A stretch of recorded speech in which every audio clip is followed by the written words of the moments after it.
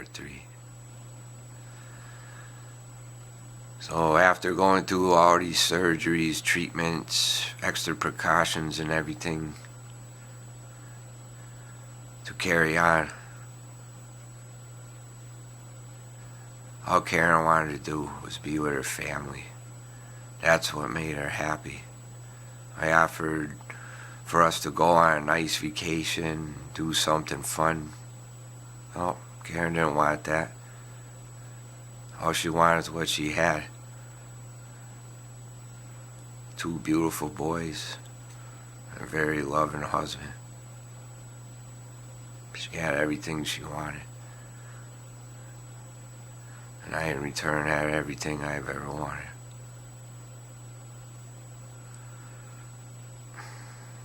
Karen was very successful in her career as well. When we had Devin, Karen had the better of the 2 jobs, so we decided I would stay home, but Devin and Karen worked. When Dylan was born, I had a job I did not mind at all at the time, was making enough to support us, so we decided it'd be best if Karen stayed home with both boys. And she absolutely loved it, and I absolutely loved it. I was always happy, smiling. See, my work was my only social life outside of being home, and I knew that Karen and the kids were at home and everybody was safe and happy. There was no better feeling. Karen volunteered a lot at the children's school at the time. All the kids loved her and she loved them. That's what made her happy, seeing others smiling. Such a warm, loving woman.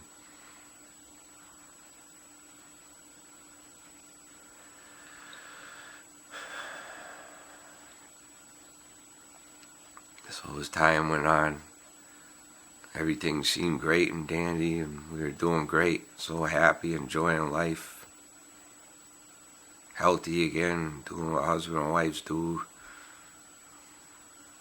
pure magic. Karen had some pain in her left shoulder, which is common after what she had been through. Her oncologist advised her to go to physical therapy for her shoulder. So she did, and it helped. For the first time ever, she could lift her left arm up high enough to shampoo her hair with both hands. She was happy, feeling good. And the pain came back, and it was terrible. I remember taking her to the emergency rooms because of the pain. So the oncologist finally decided it's time to do an autopsy. By this time the pain had moved into her hips. And let me back up a minute there. She decided to do an autopsy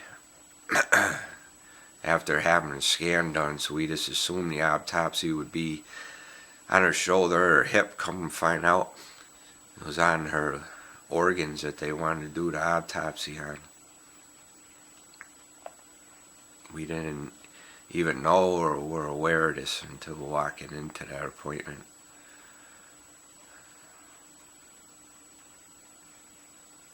The results were not good at all.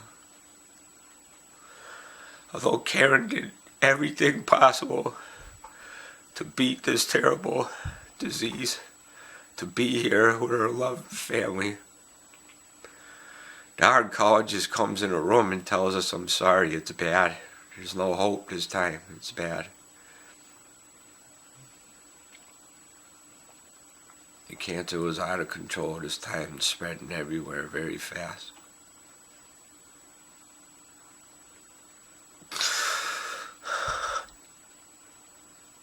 We've been through some bad shit. Tornadoes, you name it, but this was by far the worst news anybody could ever get.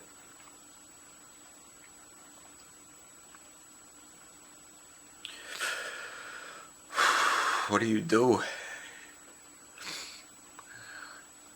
What do you do? What do you do? I'll tell you what Karen did. She carried on like nothing was going on and kept smiling and motivating other people. She started doing chemo treatments again too. By a little more time, basically. I remember being in the waiting rooms with her and another woman, the patients being there talking, and Karen never let them know that she was basically given a death sentence. She did nothing but smile and motivate the other patients there waiting. Such an incredible, amazing woman.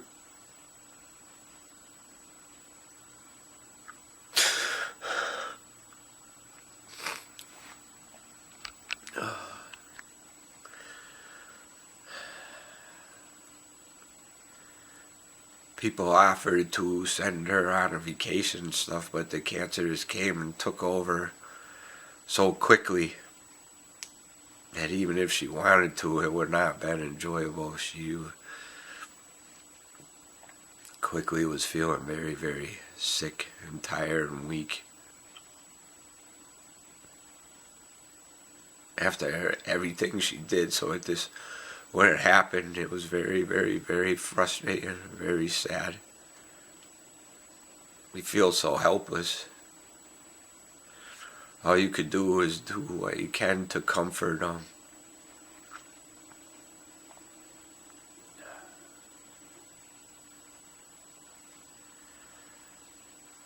We got to the point where it was obvious the treatments were doing nothing except making the situation worse. So we switched to the hospice program, and the people of hospice are incredible.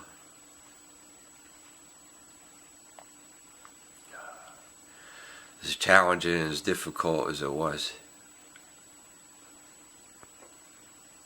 it gets to a point where unfortunately the cancer takes over so much that death almost becomes a blessing. I know Karen's in a better place now. I don't understand why.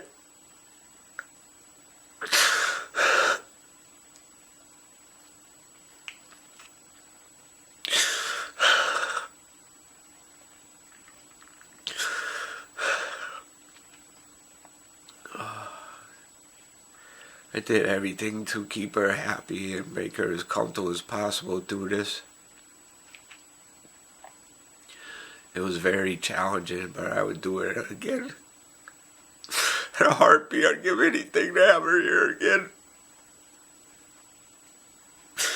It was very, very hard on Devin and Dylan as well.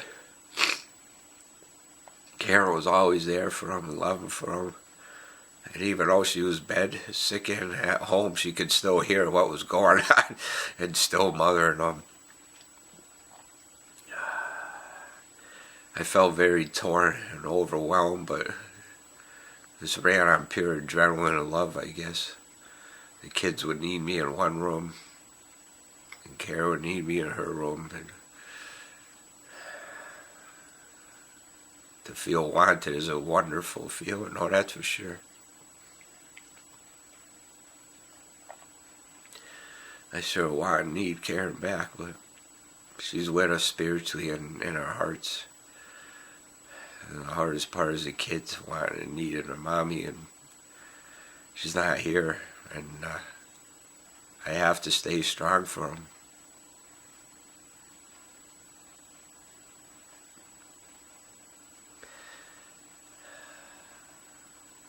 You learn a lot about life through death. A lot.